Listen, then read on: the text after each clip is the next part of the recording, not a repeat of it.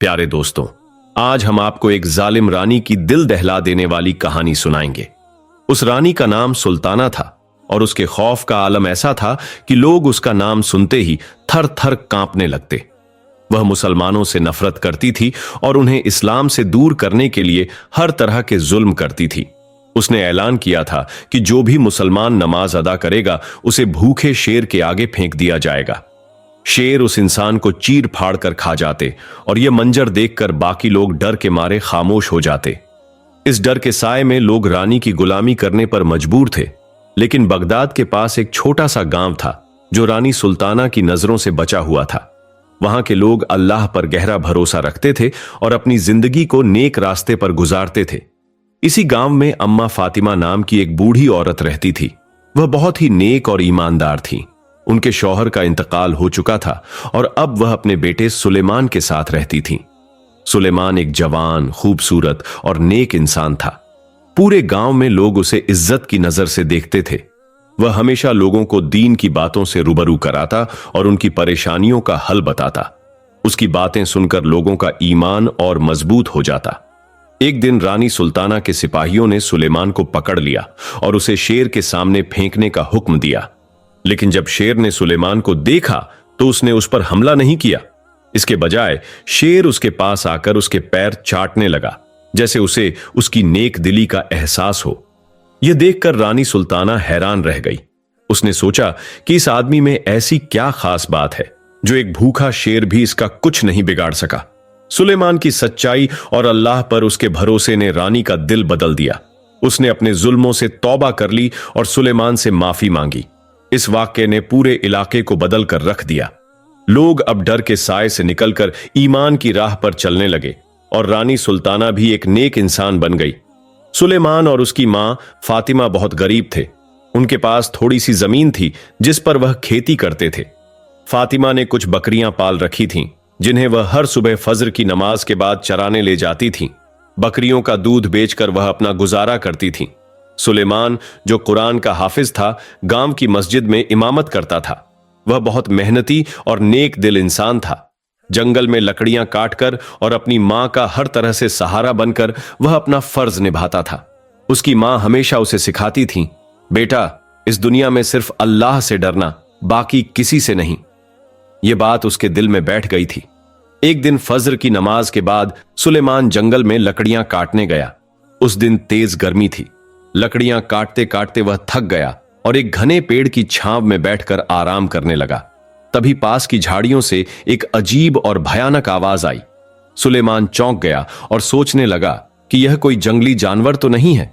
उसने अपनी कुल्हाड़ी मजबूती से पकड़ ली और डर के बावजूद झाड़ियों की ओर बढ़ा। जब उसने झाड़ियों के पीछे झांक कर देखा तो वहां एक शेर खड़ा था। शेर का पंजा कांटों से बुरी तरह जख्मी था और खून टपक रहा था। शेर दर्द से कराह रहा था और अपना पंजा ऊपर उठाए खड़ा था। सुलेमान का दिल पिघल गया। उसने सोचा, अगर मैंने इसकी मदद की तो यह मुझ पर हमला कर सकता है, लेकिन इसे इस हालत में छोड़ना भी सही नहीं। अल्लाह का नाम लेकर सुलेमान ने हिम्मत की और शेर के पास गया। उसने धीरे धीरे शेर के पंजे से कांटे निकाल दिए। जैसे ही कांटे निकले, शेर ने राहत की सांस ली और शांत हो गया। उसने सुलेमान को शुक्रगुजार नजरों से देखा और बिना कोई नुकसान पहुंचाए वहां से चला गया। यह वाकया सुलेमान की बहादुरी, दया और अल्लाह पर उसके मजबूत भरोसे का एक अनोखा उदाहरण बन गया। गांव में जब इस घटना की चर्चा हुई तो हर कोई सुलेमान की तारीफ करने लगा। शेर बेहद तकलीफ में था। सुलेमान सोच में पड़ गया, अगर मैंने इसके पंजे से कांटे निकाले तो यह मुझ पर हमला कर सकता है। उसने वहां से जाने का इरादा किया, लेकिन फिर उसके दिल में ख्याल आया, शायद अल्लाह ने मुझे इसकी मदद के लिए यहां भेजा है। मैं अल्लाह पर भरोसा करके इसके कांटे निकाल देता हूं। हिम्मत जुटाकर और अल्लाह का नाम लेकर वह शेर के पास पहुंचा। शेर ने दहाड़ना बंद कर दिया, जैसे वह चाहता हो कि सुलेमान उसकी मदद करे। सुलेमान ने उसका पंजा पकड़कर कांटे निकाल दिए। जैसे ही कांटे निकले, शेर को राहत मिल गई। उसने अपना पंजा जमीन पर रखा और धीरे धीरे जंगल की ओर मुड़ गया। सुलेमान ने अल्लाह का शुक्र अदा किया और लकड़ियों का गट्ठर उठाकर घर की ओर चल पड़ा। चलते चलते उसने पीछे मुड़कर देखा तो शेर उसकी ओर देख रहा था। उसकी आंखों में कृतज्ञता और प्यार झलक रहा था, जैसे वह दिल से शुक्रिया अदा कर रहा हो। जब सुलेमान घर पहुंचा तो वहां लोगों की भीड़ लगी हुई थी। यह देख वह घबरा गया। खुदा खैर करे, मेरी मां को कुछ तो नहीं हुआ। उसने जल्दी से लकड़ियों का गट्ठर फेंका और अंदर भागा। उसकी मां चारपाई पर बैठी थी और आसपास बहुत सी औरतें और लोग रो रहे थे। इनमें से कुछ लोग अनजान थे। सुलेमान ने पूछा, यहां क्या हुआ है? आप सब यहां क्यों आए हैं? गांव वालों ने बताया, ये लोग बहुत मजबूर हैं। अल्लाह ने इन्हें आपकी मदद के लिए यहां भेजा है। तभी एक औरत सुलेमान के पास आई और रोते हुए कहने लगी, हमारी जिंदगी बर्बाद हो गई है, हमारा सुकून छिन गया है। हम खुलकर अल्लाह की इबादत तक नहीं कर सकते। भूखे शेर हमें अपना शिकार बना रहे हैं। मेरे शौहर और बच्चे इन शेरों का शिकार हो चुके हैं। मैं बेवा हो गई हूं। उसकी बात सुनकर सुलेमान का दिल भर आया। उसने पूछा, यह सब कैसे हुआ? औरत ने आंसू पोंछते हुए कहा, आपको शायद पता नहीं, लेकिन हम पास के इलाके से आए हैं जहां यह सब हो रहा है। हमें इस गांव का आज ही पता चला। रानी सुल्ताना एक बहुत जालिम हुक्मरान है। वह अपने जुल्म से किसी को चैन नहीं लेने देती। हर दिन नए जुल्म करती है। अगर कोई उसके खिलाफ खड़ा होता है तो उसे भूखे शेरों के आगे फेंक दिया जाता है। वह चाहती है कि हर कोई उसका गुलाम बन जाए, इस्लाम को छोड़कर केवल उसी को सजदा करे। उसका घमंड इतना बढ़ चुका है कि कोई उसके सामने खड़ा होने की हिम्मत नहीं करता। सुलेमान ने यह सब सुना और बैठकर गहरी सोच में डूब गया। उसने कहा, आप लोगों ने मुझे पहले क्यों नहीं बताया? मैं देखता हूं कि वह कौन है और कैसे मजलूमों पर इतना जुल्म कर सकती है। गांव की एक बुजुर्ग औरत बोली, नहीं बेटा, तुम मत जाओ। अगर उसे इस गांव की खबर लग गई तो वह किसी को भी जिंदा नहीं छोड़ेगी। वह हमें तबाह कर देगी। लेकिन सुलेमान के दिल में अल्लाह पर यकीन और हिम्मत थी। उसने कहा, अम्मा, आप क्यों डरती हैं? जो लोग चुप रहे वे भी भूखे शेरों की खुराक बन गए। अगर मैं भी उनकी तरह चुप रहा तो मेरा होना बेकार है। मैं अल्लाह पर भरोसा करता हूं, और अगर आवाज उठाने की वजह से मुझे भूखे शेरों के आगे फेंक दिया जाए तो भी मुझे कोई परवाह नहीं। उसने फौरन अपना घोड़ा निकाला और रानी सुल्ताना के महल की ओर बढ़ने के लिए तैयार हो गया। तभी उसकी मां फातिमा रोते हुए बोली, बेटा मत जाओ, वह बहुत जालिम है, वह तुम्हें मार डालेगी। मैं नहीं चाहती कि मेरा बेटा उस जालिम का शिकार बने। मैं कहां जाऊंगी अगर तुम्हें कुछ हो गया? सुलेमान ने अपनी मां को समझाते हुए कहा, अम्मा, आप ये क्या कह रही हैं? आप तो मेरी सबसे बड़ी ताकत हैं। आप ही मुझे हमेशा बहादुरी और यकीन की बातें सिखाती थीं। अब आप इतनी कमजोर क्यों हो रही हैं? सोचिए, वह कितने लोगों की जिंदगी तबाह कर चुकी है। कितने बच्चे यतीम हो गए, कितने परिवार बर्बाद हो गए। अगर हम सब यूं ही डरते रहे तो जुल्म बढ़ता ही जाएगा। अल्लाह ने हमें ये हाथ पांव इसलिए दिए हैं कि हम सच के लिए खड़े हों। डरना सिर्फ अल्लाह से चाहिए। जिनके साथ अल्लाह होता है उनका कोई कुछ नहीं बिगाड़ सकता। यह कहकर वह अपने घोड़े पर सवार हुआ और सीधे रानी सुल्ताना के महल की ओर चल पड़ा। महल पहुंचकर उसने सिपाहियों से कहा, मैं रानी सुल्ताना से मिलना चाहता हूं। सिपाही रानी सुल्ताना के पास आए और बोले, रानी साहिबा, कोई सुलेमान नाम का व्यक्ति है जो आपसे मिलने की इच्छा रखता है। रानी ने गंभीरता से कहा, नहीं, मुझे किसी से नहीं मिलना। उसे कहो कि रानी इस वक्त आराम कर रही है। लेकिन रानी चालाक थी। उसने सोचा, आखिर कौन ऐसा होगा जो मुझसे मिलने की हिम्मत कर रहा है? आमतौर पर लोग मेरा नाम सुनते ही कांप उठते हैं। उसने सिपाहियों को आदेश दिया, पहले यह पता लगाओ कि यह सुलेमान कौन है और वह यहां क्यों आया है। सिपाही सुलेमान के पीछे पीछे उसके गांव पहुंचे। वहां उन्होंने सुलेमान के बारे में पता लगाया।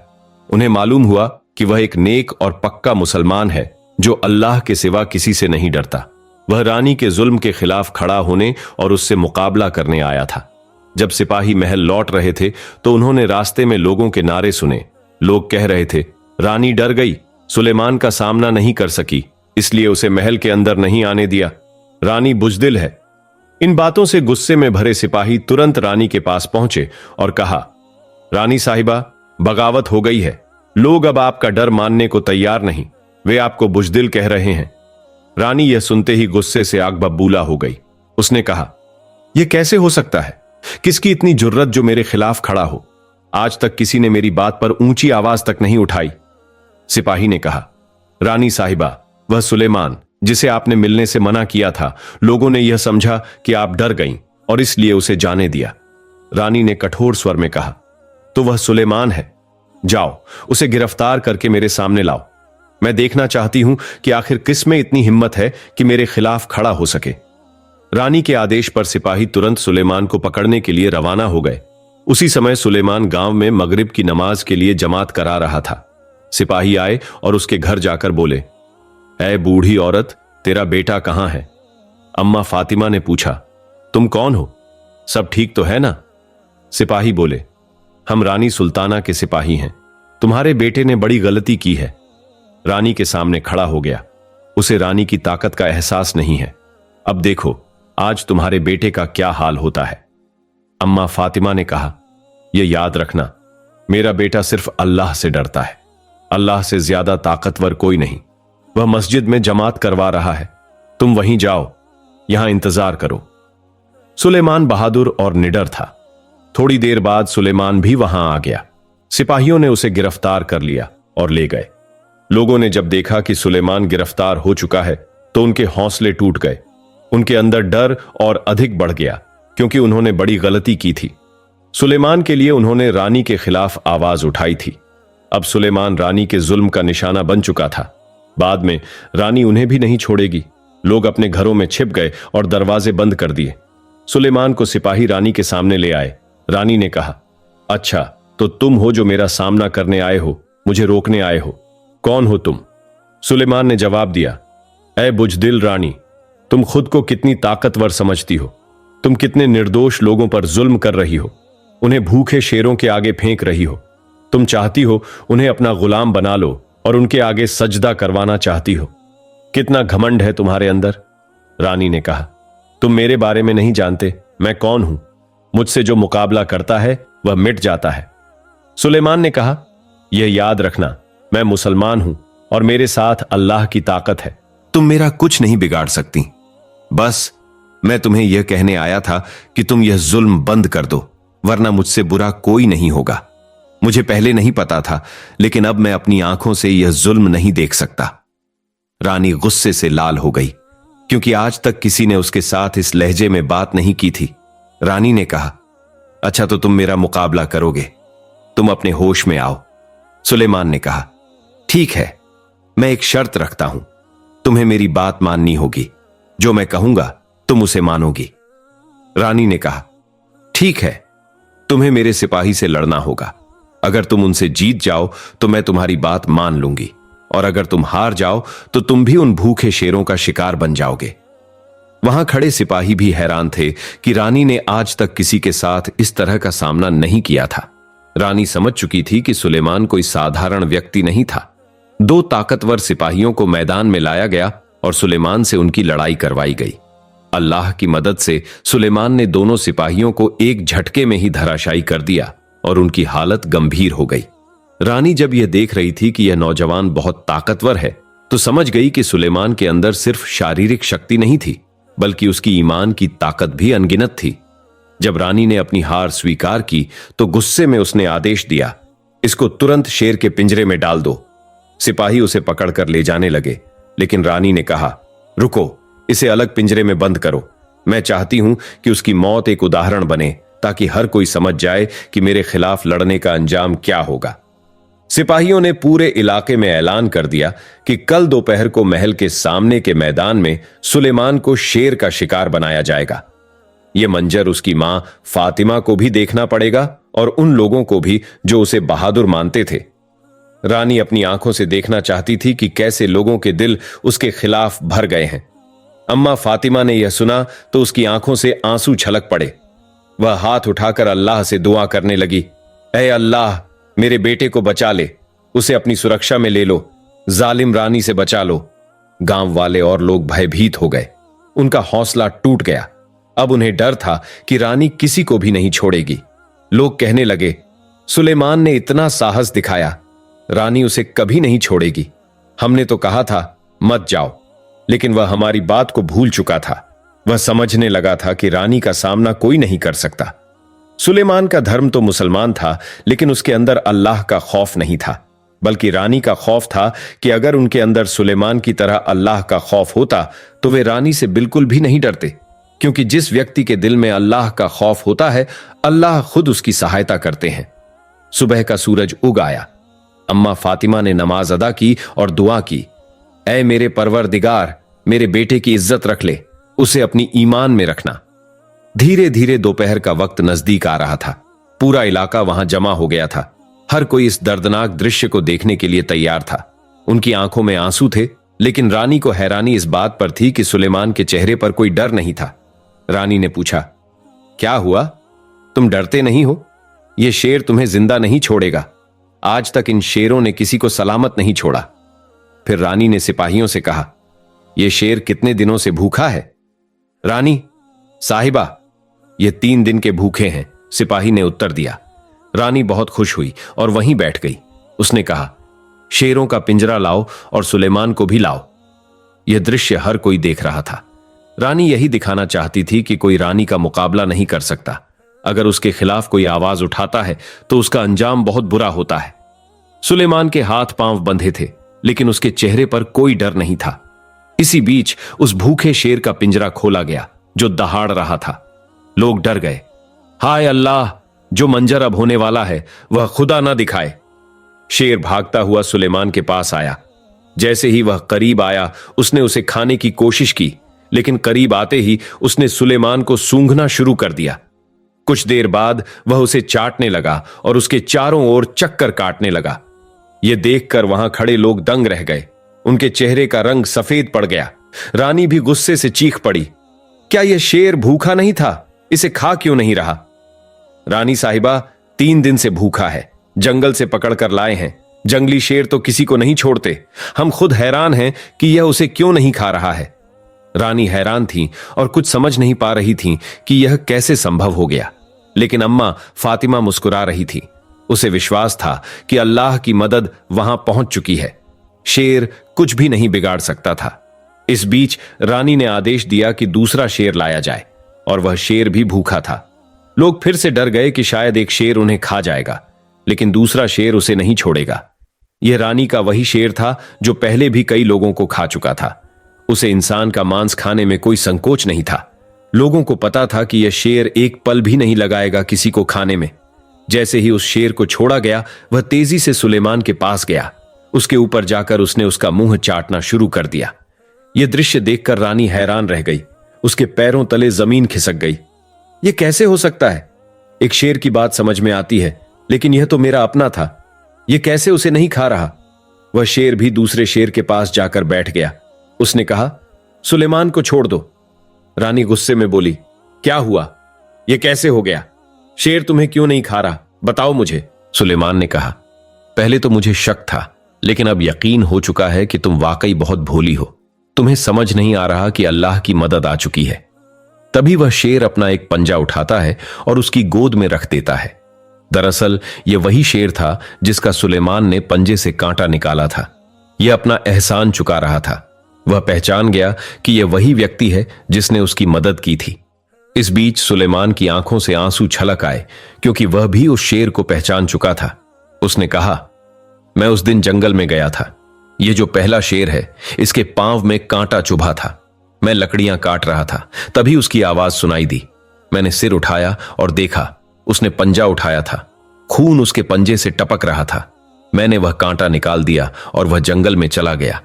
यह उसी एहसान का बदला चुका रहा है। रानी ने कहा, अच्छा तो फिर दूसरे शेर ने तुम्हें क्यों नहीं खाया? सुलेमान ने कहा, यह अल्लाह की मदद है। तुम फिर नहीं समझ रही हो। लोग जो डर चुके थे, उनका विश्वास कमजोर हो चुका था।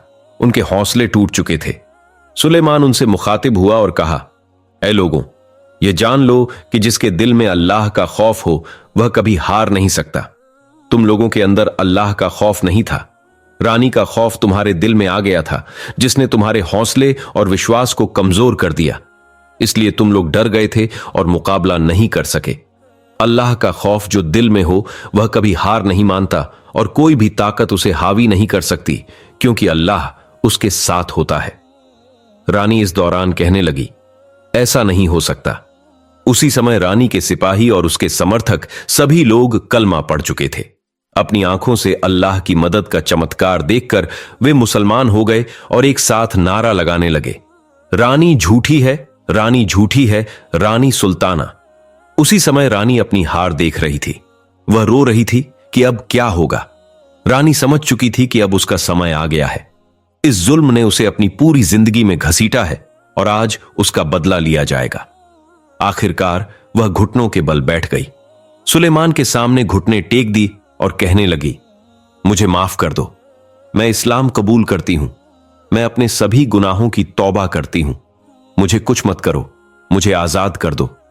मैं भूल गई थी कि दौलत और ताकत का नशा मुझे अंधा बना चुका था।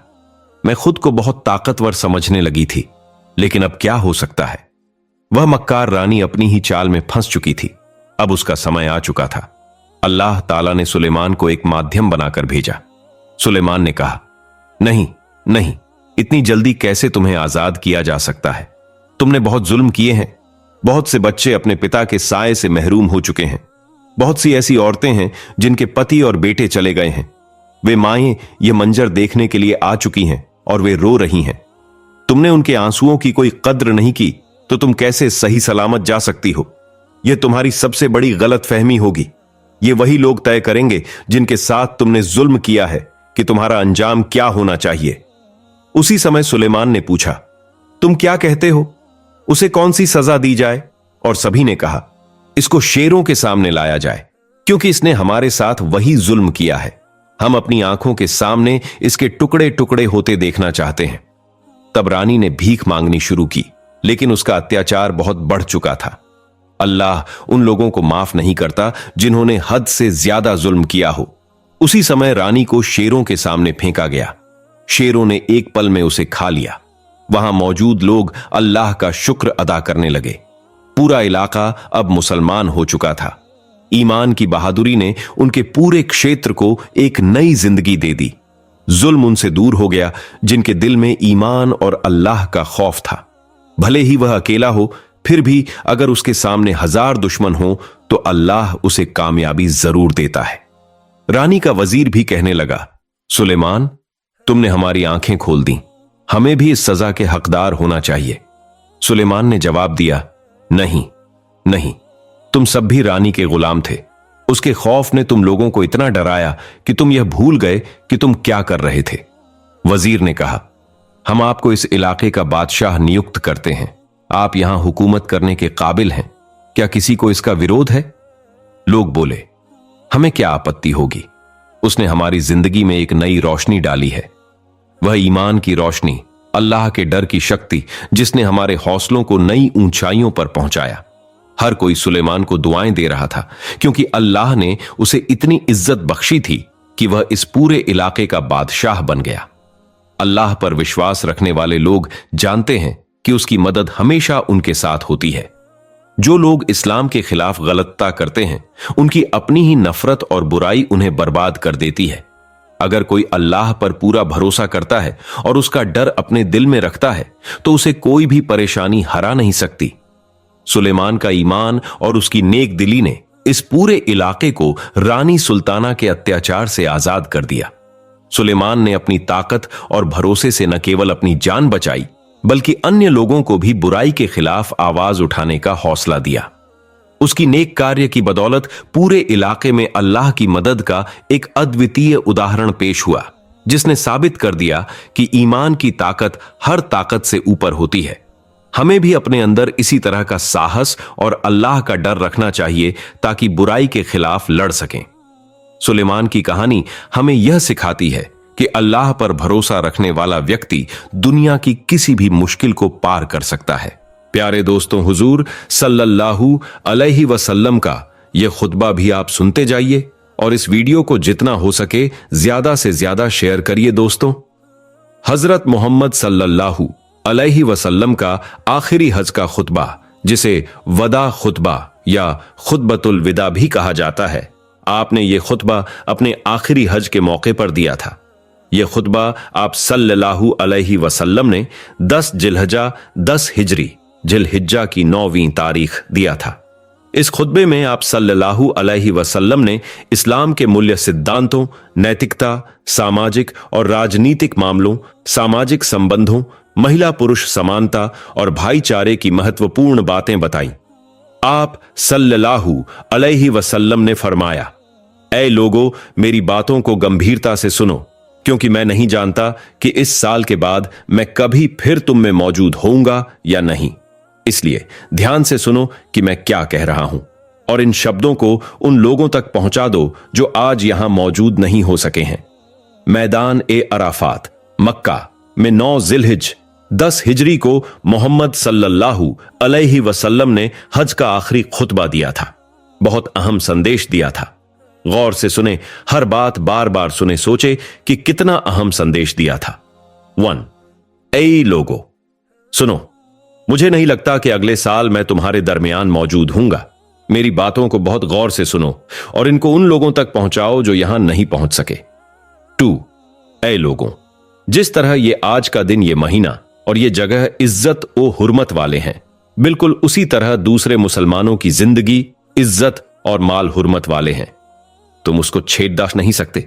3 लोगों के माल और अमानतें उनको वापस कर दो। 4 किसी को तंग ना करो, किसी का नुकसान ना करो, ताकि तुम भी महफूज रहो। 5 याद रखो, तुम्हें अल्लाह से मिलना है और अल्लाह तुमसे तुम्हारे आमाल के बारे में सवाल करेगा। 6 अल्लाह ने सूद ब्याज को खत्म कर दिया, इसलिए आज से सारा सूद खत्म कर दो, माफ कर दो।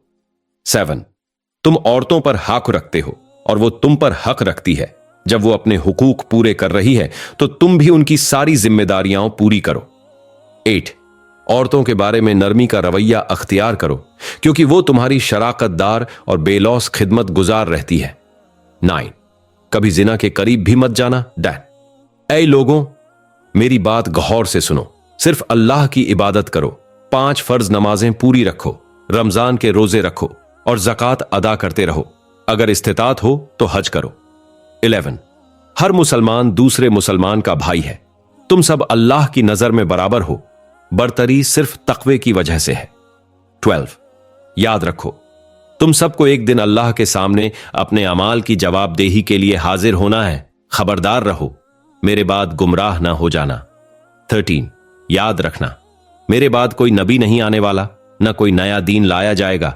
मेरी बातें अच्छी तरह समझ लो। 14 मैं तुम्हारे लिए 2 चीजें छोड़ के जा रहा हूं, कुरान और मेरी सुन्नत। अगर तुमने उनकी पैरवी की तो कभी गुमराह नहीं होंगे। 15 सुनो, तुम लोग जो मौजूद हो, इस बात को अगले लोगों तक पहुंचाना और वो फिर अगले लोगों तक पहुंचाए, और यह मुमकिन है कि बाद वाले मेरी बात को पहले वालों से ज्यादा बेहतर समझ और अमल कर सके। फिर आपने आसमान की तरफ चेहरा उठाया और कहा। 16 अल्लाह गवाह रहना, मैंने तेरा पैगाम तेरे बंदों तक पहुंचा दिया। हम पर भी फर्ज है इस पैगाम को सुने, समझे, अमल करें।